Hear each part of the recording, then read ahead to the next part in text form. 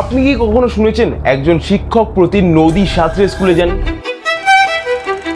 হ্যাঁ, ঠিকই শুনছেন। আজ আমি আপনাদের শোনাবো একজন অসাধারণ মানুষের গল্প। কেরলার পদিনজাতুমারি গ্রামের ম্যাথস টিচার আব্দুল মালিক। গত 20 বছরেরও বেশি ধরে তিনি প্রতিদিন কাদালুন্দি নদীর সাঁতরে স্কুলে যান। কেন জানেন? কারণ রাস্তা দিয়ে গেলে প্রায় 12 কিলোমিটারের বেশি পথ তাকে ঘুরতে হয়। তাই মালিক একটা প্লাস্টিকের ব্যাগে বই আর জামা কাপড় নিয়ে একটা টায়ারের টিউবের সাহায্যে নদী পার হন। বর্ষার সময় ধ্বংসাবশেষ বা শক্তিশালী স্রোতেও তিনি থামেননি। একদিনও ক্লাস তিনি মিস করেননি। সত্যি তার এই নিষ্ঠার ছাত্রদের অনুপ্রাণিত করে। শুধু পড়ানোই নয়, মালিক নদীর দূষণ কমাতে ছাত্রদের নিয়ে পরিষ্কার অভিযান চালান। তিনি বাচ্চাদের সাঁতার শেখান এবং প্রকৃতির প্রতি ভালোবাসা জাগান।